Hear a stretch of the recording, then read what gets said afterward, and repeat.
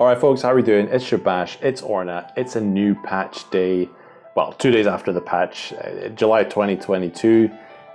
Lots of changes to go over, have a look at. I've given it a couple days to kind of see where the numbers lie on a few things, and yeah, just going to try and get you up to speed and make sure you're aware of what's new.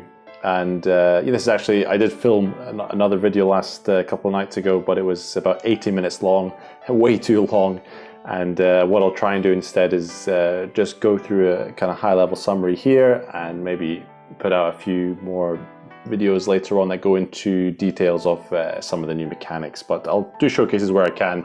So yeah, without any further ado, let's light a fire under this. And we've got a new specialization, the Zwei Fencer. This was kind of teased quite a lot over the last few weeks. It's essentially a two-handed spec, which we haven't seen before. I would kind of compare it most closely to the duelist spec of tier 5, which focuses on dual wielding. This spec is tier 7, and yeah, you are a fighter trained by the giants of Jotunheim. There's been a lot of Viking themed stuff this time of year.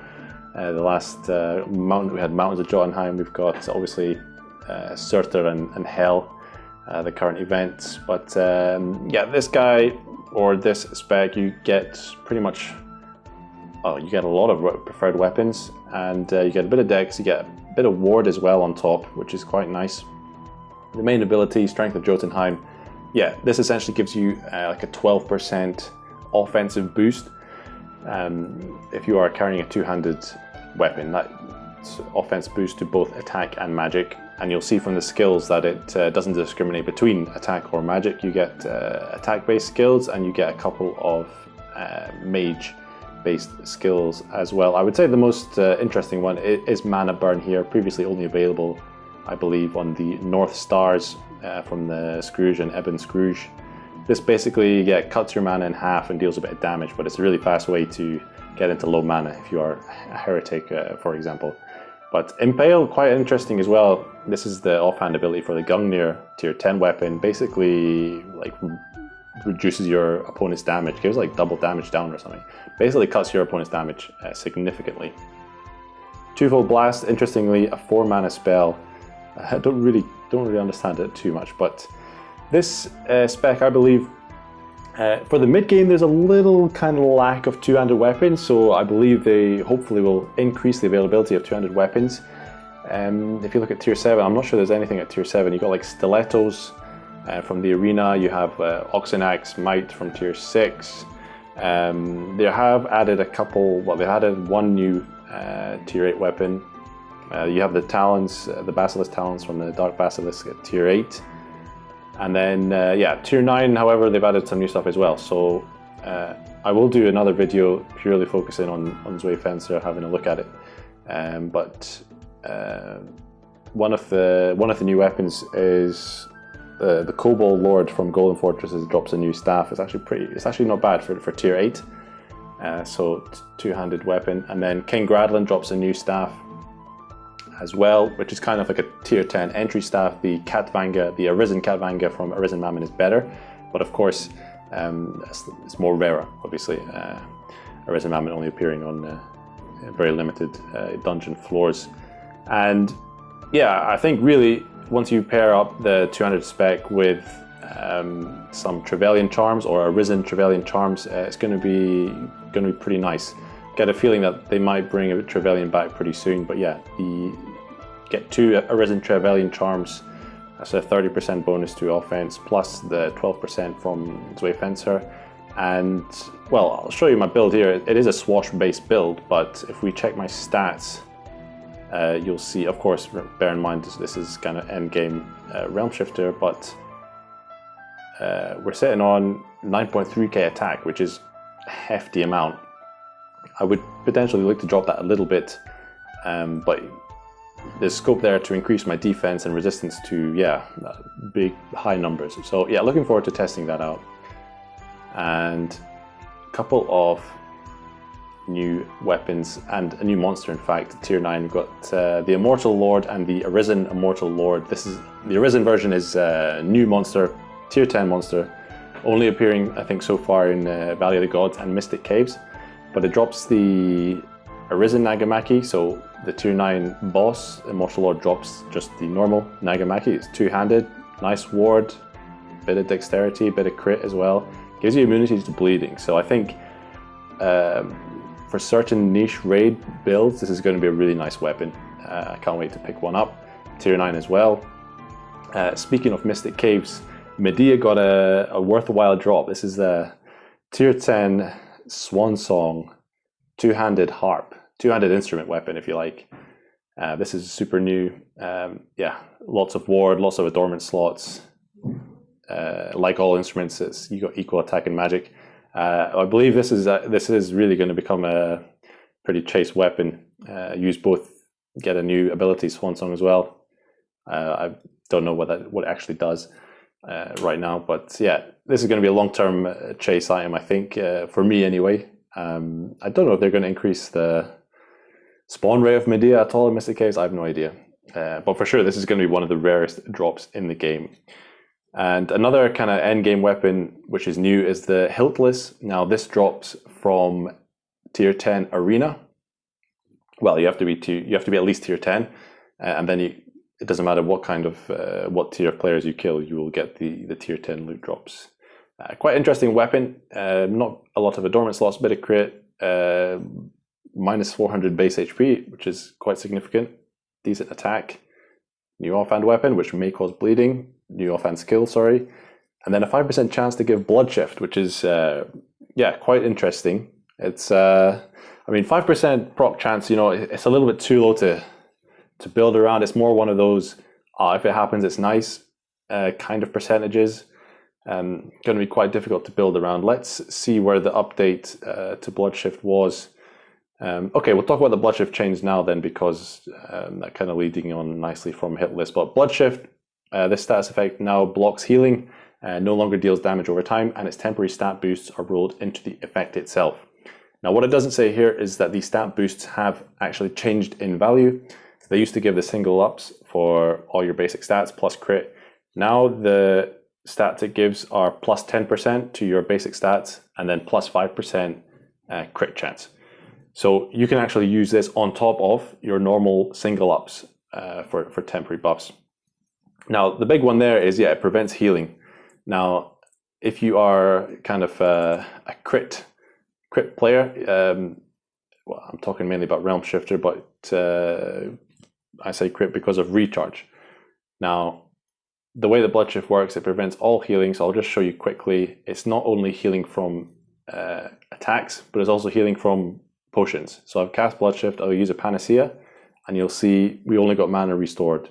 So the idea here is if you're a Realm Shifter endgame, crit builds are a little bit more, require more investment, a bit more time to get the gear, but potentially have a higher upside in terms of damage and stuff. Like I 3-shot a fake cockatrice earlier. Don't know if you saw that video, but yeah, you can use Bloodshift to stay at low HP, so you've got maximum resurgence, power, and maximum mystic feather, that kind of thing. Yeah, really looking forward to playing with that. I'm a little bit, well, I say sad. I mean, if I'm being really selfish, I would have loved Bloodshift to keep the temporary dot, because it's nice for Realm Shifter to be able to get into low HP, but I guess it gives other classes like Beowulf and perhaps Deity the opportunity to also use Bloodshift without having to worry about losing health because they don't have high tenacity, which prevents you from dying which prevents the Realm Shifter from dying to these dots like the Berserk dots and the old Bloodshift.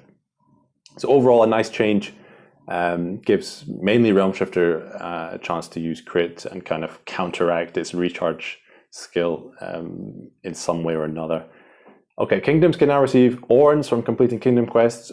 Additionally, completing Kingdom quests will contribute to a Kingdom's level. Now, this is a really nice change, mainly for kind of low and mid-level Kingdoms, actually, because I'm sure anyone who's played, you've joined like a lower level Kingdom, and you sometimes get matched up against kingdoms which just blow you apart, right? And the only way until now, to level your kingdom, to unlock more raids, was to win wars. Now, I don't know the exact rate of level ups that completing quests give you, but you can see, for example, now tier 10 quest is giving approximately 500 Kingdom Horns, and I believe, you know, if you're around tier 5, tier 6 quest, they'll give you about half that, between 200-300 Horns. And it's just nice way to get some extra income for low to mid tiers. At the top end, it's a lot of these quests, you know, you're not going to be smashing out 100 quests a day, and that's only equal to like one Kingdom Golem. So it's by no means going to allow like top kingdoms to get even more Kingdom Horns like really fast. It's definitely balanced in that way. So overall, a really good change there. Good chance for kingdoms to level up a bit easier. And okay, fix an issue that may have caused the description of some amities to have their shown values rounded up or down by 1%. Doesn't actually change the actual values during battle. Okay, so some amities, they showed the wrong number. That should now be corrected. We'll talk more about amities later on. Okay, now coming on to one of the, probably the meat and potatoes of this patch notes is follower adjustments. So I'm not going to go through everything in detail, but maybe point out some of what I think are the main changes. So Anubis replaced lacunas with these Sigil Skills. This is quite an interesting change. So these Sigil Skills, if you apply a sigil, or if your pet applies a sigil, it will make that enemy weak to that element. And this works with Ultima, of course. What would a patch be without a mage buff? I'm only joking. But I believe they're temporary, but you can proc more than one sigil. And I just wanted to show you something really cool as well. If you've not seen already, actually, is the Anubis Sprite. This new sprite is probably one of my favorite new sprite changes that Coven's done. We'll talk more about sprite changes they've done this patch, but this one is absolutely sick, in my opinion. So, yeah, this is effectively giving like a 50% damage buff, even more, maybe double damage actually, which is super nice. Obviously, the difficulty at tier 10 is for pets is competing with the chimeras and the Ashen Phoenixes of this world. Not super easy, but for mages, I believe Anubis could be a very good option. Let's talk through some of the other ones. So these low-level pets, by the way, I'm not sure who wrote these and ordered these pets, because they're started off with Anubis. I thought, okay, maybe it's alphabetically ordered. Then you have Crow, Dog, Wolf, Hellhound. So it's kind of a mix between alphabetically tiers, I don't know what. But anyway, yeah, so a lot of low-level pets got some extra skills added. Like to see, you know, a lot of these low-level pets, they only cost gold, easy to swap around. If you get bored of your wisp pets, you can chuck one of these on, and definitely recommend playing around. The Reaper pet got its attack lowered, added Scythe Strike and Horizontal Slash. Scythe Strike is like causes bleed, and it acts like a lifesteal skill, which is quite nice. Part of me wishes Reaper had its attack super high still, but I don't know what it is relative to other pets. Okay, Fiala, this is quite a good one. Added Aerial Barrage. This spell is pretty insane. It's like a Warrior's Pavane that can crit. So it actually seen a lot of Beowulfs play around with it the last couple of days. Been pretty happy with it. Apparently, it's quite easy to manage compared to other pets. Kind of goes back to like the early days of tier 10 when Fiala was was the main raiding pet for Beowulfs. Kind of remember those days. So potential to swap out from your fake cactus. By the way, if you are like a Beowulf player or Valheim class player, be sure to check out the Orna Legends Discord. We've got a dedicated Beowulf channel, so there's lots of like skilled Beowulf players there talking about all this stuff. Fafnir added Pray 2 and Revive 3. So this is really interesting. There's a note further down about how they talk about increasing like the party play dynamic of pets, and this kind of ties into that because your pets can actually revive party members now, which is pretty sick. It can give them buffs like Prison Wall, Barrier, like what's that skill called? Like gives you like a temporary Golem's Fortitude, Blessed Shield. And so healing, pray, ward skills as well. So yeah, big focus on party play. They've improved the mechanics as well, which is really cool to see. So Fafnir, nice change. Scrooge, Eben Scrooge, got some new skills. Thulu got some new skills. Got Octoblast, which sounds like an awesome skill. I believe it's an AoE skill. Got the phase spells as well. Mighty Slime, Bastion 3, Sortie. That's the first time we've seen Sortie on a pet.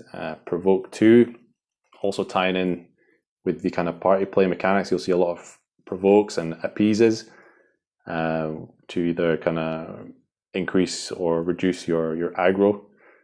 So nice to see there.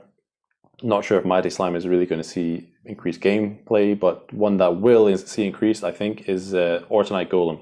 The Mendwall 3. It's pretty savage for recovering ward now and in higher tiers, which is, I think you'll see a bit more of it anyway. Undead Golem. So removed Mendwall 3 and you gained Golem's Fortitude and Ward of Bone. Ward of Bone gives 80% ward absorption, so it's the next highest. Well, it sits between Mithril and Ward of Ortonite. But getting Golem's Fortitude is nice. It's interesting. Maybe if you have enough damage, you just use this pet to buff up for you during dungeons, save a few turns. Fey Dragon, now AoE based. The mid-tier Elemental Dragons also got some AoE skills. Okay, this is a new skill, Casted Shadows. Dark Dragon, also on Dark Pegasus, gets Casted Shadows too. Deals damage relative to how many debuffs are on your opponent. I've heard not so much damage. Maybe that will get looked at again. Then we've got the Griffins. So added the Tempest and Tempest 2 skills. This actually also applies to the wild Griffins that you see, the enemy Griffins. They can apply Windswept to you. I found that out earlier. I think yesterday I ripped a dungeon because basically almost took away all my crit. Couldn't crit anymore, couldn't regain health, and somebody finished me off. But Windswept has your ability to perform a critical hit greatly decrease. I can attest to that it does greatly decrease your chance to crit. It is a temporary debuff, and it can also be procced by the Tempest weapons. So the bow, Tier 5, and the Mighty Tempest, Tier 9, and obviously the random Tier 10 versions, they can actually proc Windswept on your opponent. And I'm not sure there's currently anything in the game that can give you immunity to Windswept. So interesting new status effect there. Then we've got the Pegasus. Got some party play skills, Pray and Revive. As we've talked about them already, pretty interesting.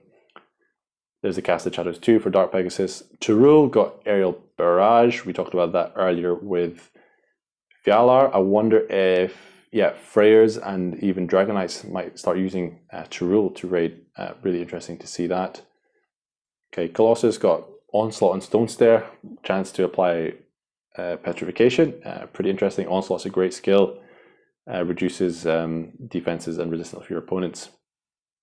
And then some of these, Tier 6, Tier 7 pets got Appease and Haste supplied. Haste improves your foresight. Appease reduces your aggro. Then we got some new followers. So the Great Reaper, Tier 8, legendary rarity, basically big brother to the Reaper. And then we got kind of a whole new idea of followers here. It's like animated weapons. Living Sword, Breathing Sword, Dagger, Armor, Hammer, Arsenal. Please excuse my pronunciations there. But yeah, these are super interesting. So this is what they look like. We've got EXP less. I'll need to rename that guy. And then the weapons kind of give like the magic dagger, the magic hammer type skills. Good chance to be casted. The armors are super nice as well. I really like this Tier 8 version. Fortify 3, Mendwall 3, Rampart 3, Provoke. All those are really good utility ward skills. Magic Sword 3, I don't know. And actually, the one I want is the Living Arch Armor. I'll show you that quickly because it actually gives Divine Bastion. First time we've seen Divine Bastion on a pet, I believe. It casts in one turn. Remember, it's like pet skills are instant cast, so you get 100% ward absorption in one turn potentially. Okay, spell chances are low, but you know, it's a chance. So really interested to see kind of builds around that. The final pet is the Living Arsenal. I haven't actually picked it up yet, unfortunately. I heard it's a little bit underpowered, but it's basically a mixed match, or I don't know how to say, amalgamation of all like the dagger, the sword, the hammer, all kind of rolled into one. So it has all those magic skills at the highest version. But yeah, reports I've seen so far is that it's a little bit underpowered. Talk about underpowered, probably one of the most overpowered spells is a Summon Dead 3, which comes with the Mammon Acolyte, a new pet. Yeah, I think a lot of us fresh tier 10 players have had our faces blown off by this guy as an enemy quite a number of times. So it's good to see as a pet. And the Summon Dead is charged by your own kills, like normal, like Summon Dead, like Dragon's Vengeance are charged. So yeah, to get the most out of this pet, you will need to kill a lot of monsters every couple of days.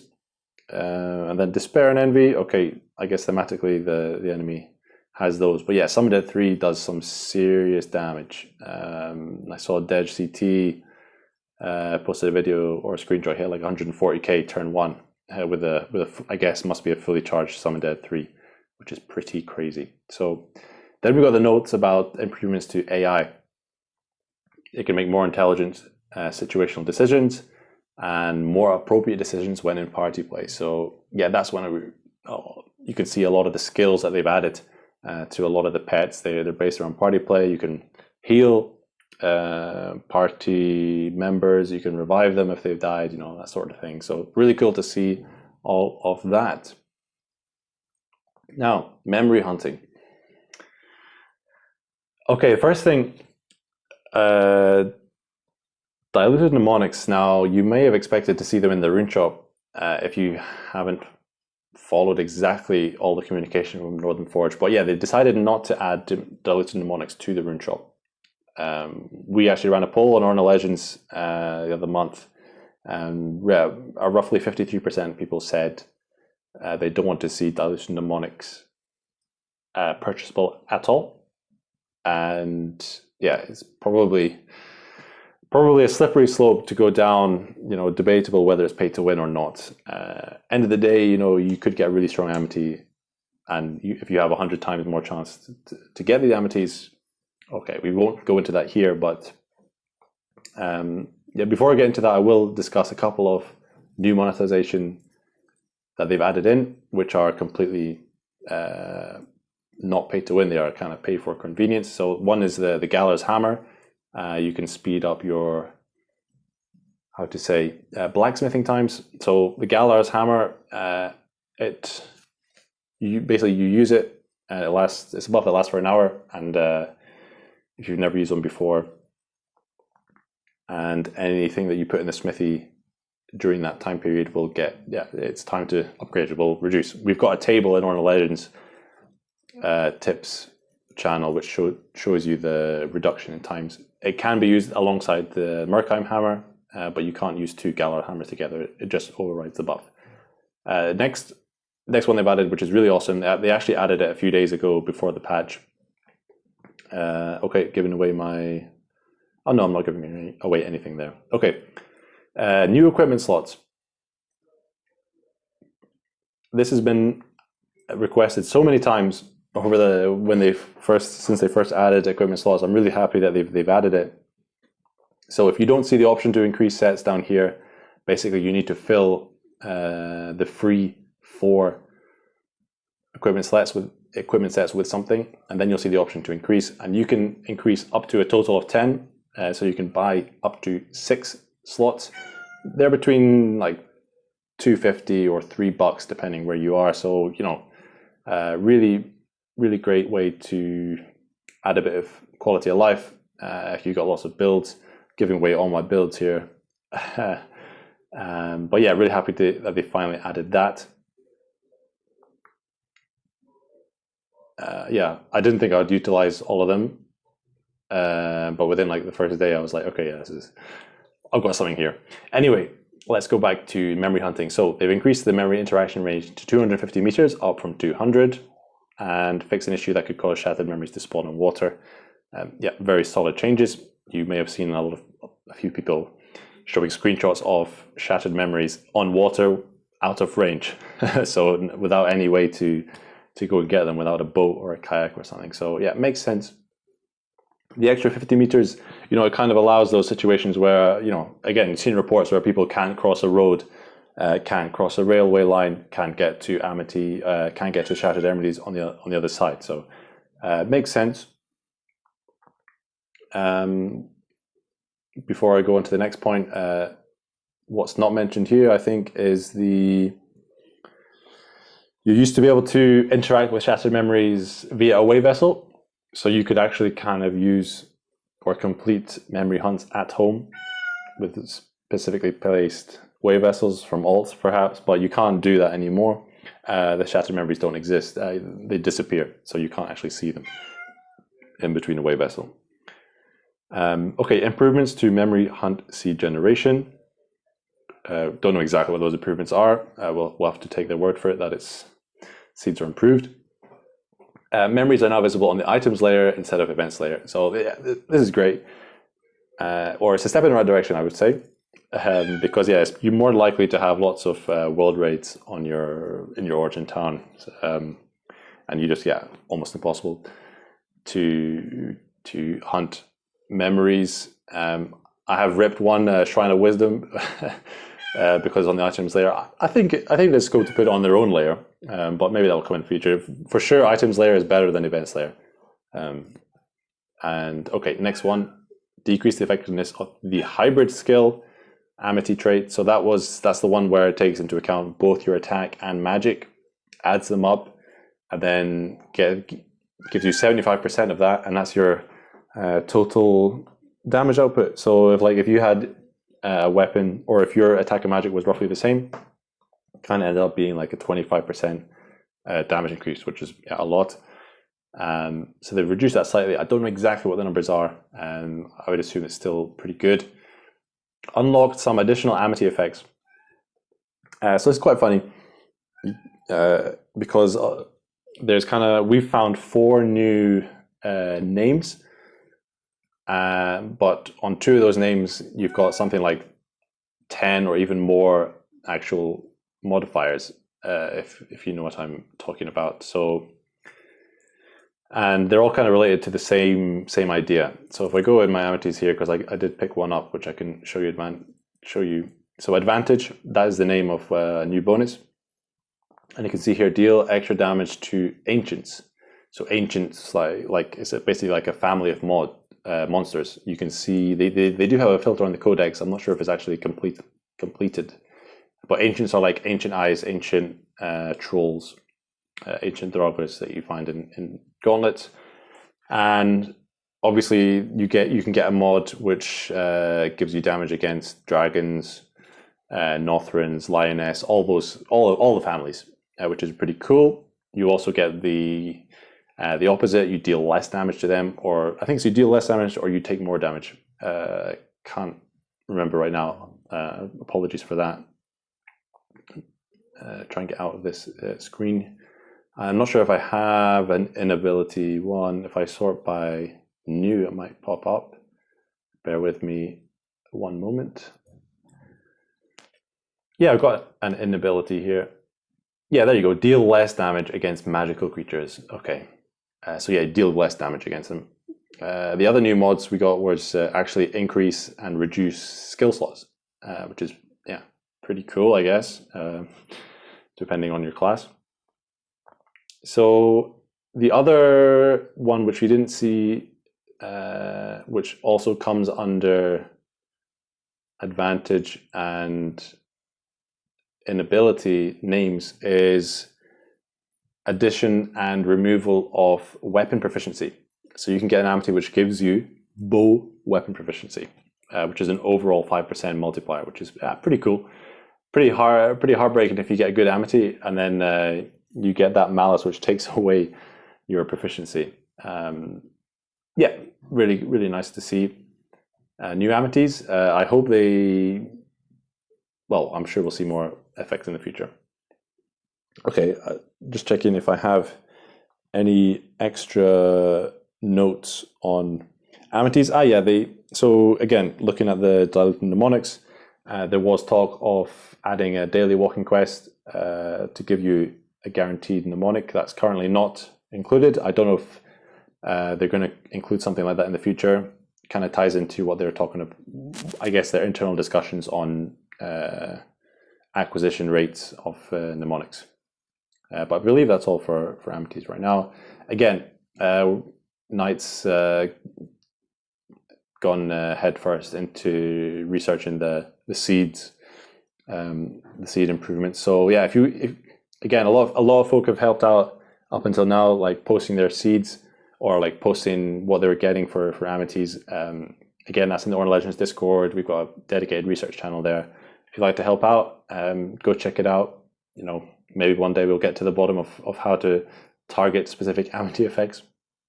Okay, changes to diffuse ward 1 and 2. This is interesting. They literally diffuse ward 1 and 2. It's a straight skill. Like you don't need to use any ward any turns.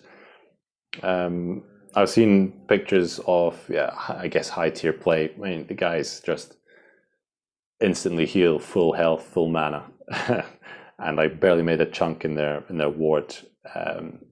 For sure, this is going to make hard dungeons much more doable. Is the obvious word, but yeah, I mean, what I'm saying is people are going to use diffuse ward more often than before, which can only be a good thing. Okay, a few new items, monsters, and skills. We've gone over a few of these already. I've got some new monsters up here for you to see. Tatsu Worms. These 3 guys were added. Currently available in normal dungeons. Tier 5. Have some interesting effects. Prisma Blight. Can cause some elemental blight on you, and it will make you take additional damage from its element. So these statuses seem to work the same way as the sigils that we talked about with Anubis. We talked about Arisen, Immortal Lord as well. I'm potentially missing some new monsters, but good point. I just realized, or I just remembered, a new item. New item from the Nidhogg at tier 10. Quite interesting, seeing as we're potentially talking about dragons soon. But oh, by the way, one thing we haven't mentioned is all the sprite changes. Wow, I need to remember not to do that before the end of this video.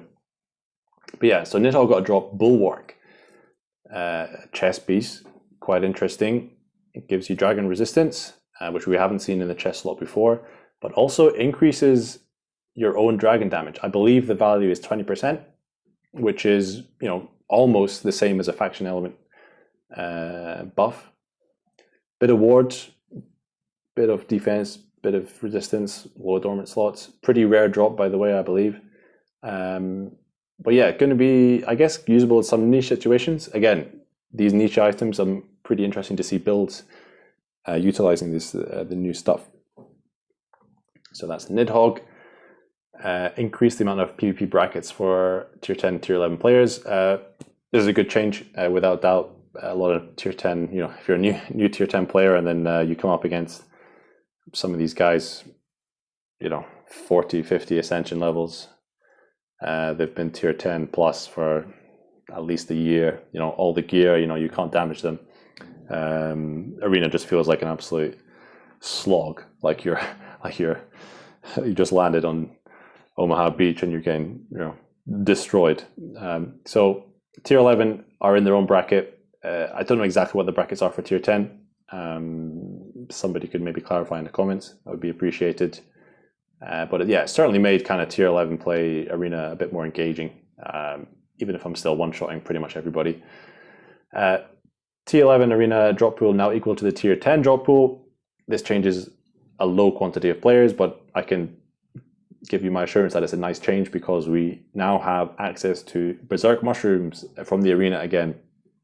After many years of not having them available in the arena, well, if you can farm arena now relatively well, we should be using berserk mushrooms, you know, as if they are a shot.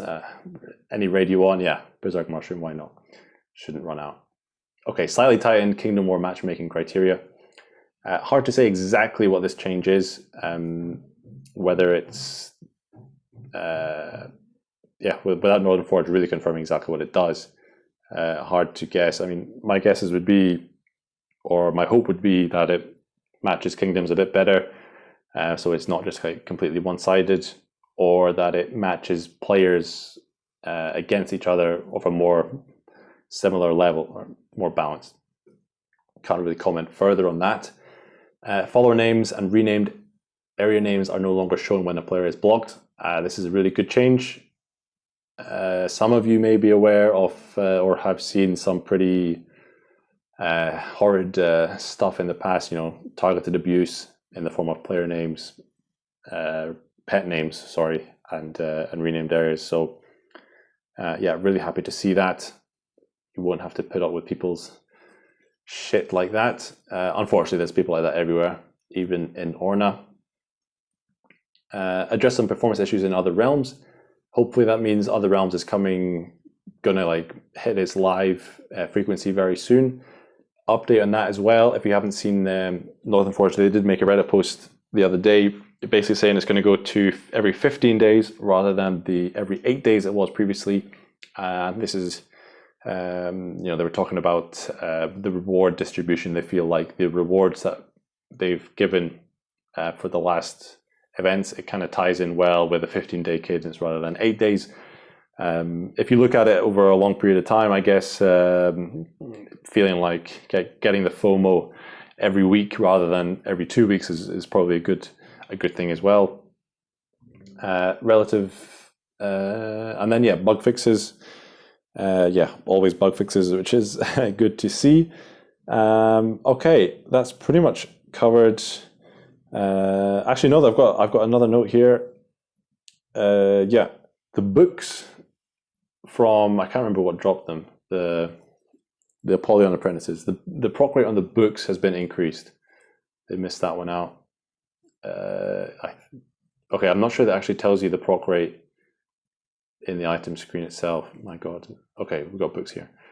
Okay, it doesn't tell you the proc rate here, but in the codex on the website, it does tell you the proc rate.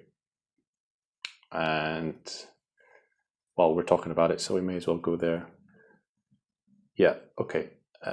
Where are we? Arisen Nagamaki. Codex item, because I believe the books might see more play. One of the things people were not using them was because the proc rate was so ridiculously low. But they should be okay. Well, apparently hard to find them. Anyway, I can assure you that the proc rate has been increased, potentially more usable. I mean, mage gameplay. I think looking now, you get the book for your alignment. You get the Anubis pet. You get all the Zerks if you want, if you go Berserker spec, and then you get the Sigil as well. So, serious chance to kind of boost your damage. Did I have anything else noticeable? Okay, one note I've made, which is not really to do with this particular patch, but has been a change I've noticed anecdotally over the past few weeks, is that party play, party dungeons, luck has now plays a factor on key drops to an extent that in solo dungeons, if you use a dowsing rod, that pretty much guarantees you the gauntlet key drop from all bosses that can drop it. Whereas in party play, that is not guaranteed. So you would need to invest into luck gear to guarantee those key drops. I've seen a couple of other people talk about it, and that's a change for sure. Also, the Enlightened Prince, tier 7 boss, no longer drops the Gauntlet Key. This is the nerfs to alt play. And let's talk finally about some of Covin's new sprites, because yeah, some of these are absolutely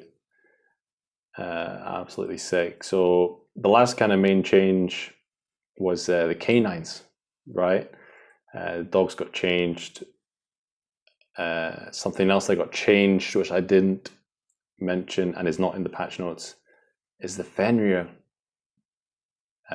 follower got Bloodlust, which gives you double attack up. Don't know if this is going to increase the amount of people playing with Fenrir, but it gives it something a bit extra. So that wasn't mentioned on the list, but I spotted it. So yeah, this patch was all about dragons. I mean, the Fafnir sprite, the new sprite from Covin, absolutely sick. You got the baby dragons, like the Drake, got its own resprite. We've got wyverns as well. This is sorry. Okay, cockatrice apparently not a dragon, according to Covin. The birds got one of the slowest. What would you call them? Wing beats. Lost for words here. Anyway, you can see it flapping its wings slowly. Really nice to see. We're always happy to see some animation. But yeah, so the birds all got their. Most of the birds got resprites. Trying to find. I'll tell you what, we might find some cool ones just in the bosses section. Golden Kami gets a wee helmet. Archimedes got a wee helmet as well, pretty cool. Fade Dragon looking good. Fire Dragon looking good. The Griffins look like I guess a cross between a Griffin and a Vulture. Weaver is there. Let's go into bosses. I think my favorite one is Typhon. Looks absolutely sick. Okay, Typhon will take some time to reach.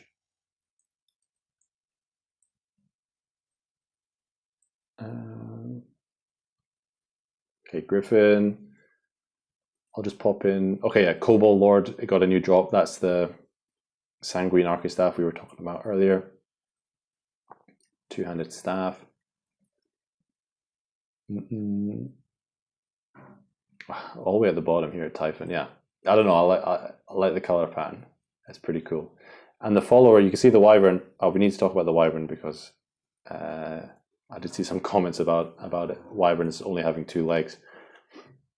Okay, we better type wyvern before we waste 5 minutes scrolling. Yeah, so the wyvern sprites, the front 2 are actually the claws on the wings, I'm led to believe. Nevertheless, awesome job on the new sprites. Again, the Anubis Sprite, absolutely sick. Probably my favorite. Yeah, I think the Anubis Sprite is probably my favorite of this patch. Trying to think what else, if there's anything obvious I can remember about sprite changes. The birds. What else? I wonder what Govin's working on next. Yeah, the Drake is quite cute. Let's be honest. Yeah, Fafnir is sick as well. I think Fafnir, Typhon, and Anubis, my favorites.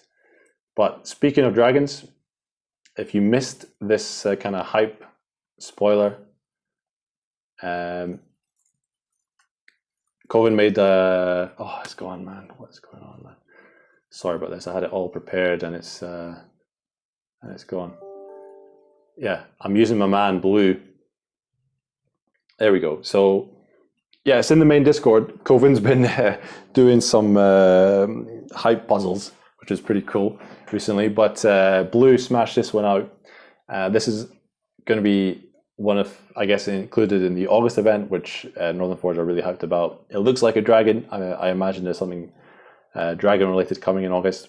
This guy Blue, by the way, massive shout out to Blue, because he's the guy who did our server icon for Orna Legends. If you've not seen that, go and check it out because it's pretty sick. So that is pretty much a wrap for this video. Hope it's kind of helped you get an idea of the new stuff in the game that they've added. It's also only a few days till August as well, so I'm pretty hyped for August, mainly because Northern Forge are hyped for August. Really nice change from my Realm Shifter, which I'm playing a lot of recently with the Bloodshift change. I managed to clear out a bunch of raids that were sent at my hometown. Excited to get back into Amity research as well with these seed fixes, whatever they were. And yeah, let me know again if you're a Valhallan class player. Get involved with the Beowulf chat in Orna Legends Discord, link in the description. Let me know what you like the most about this new mechanics patch. Let me know what you like the least about it, and drop in the comments below. And always got to thank the Arisen Orna Legends that's supporting myself on this channel with the content that we're doing, but also keeping the Orna Legends stuff going on the website and the Discord. What else to thank? We've got Orna Champions 2 this coming Saturday at 1 p.m. UTC. We'll make another video on that just to alert everybody. That's going to be pretty awesome as well. But for this video, thanks very much for watching. Hope it helped. Hope it was useful. And if you've got any questions, please let me know in the comments. Do my best to answer them straight away when I can. Or pop into Orna Legends Discord. There's loads of helpful people there. Okay, see you in the next video. Ciao.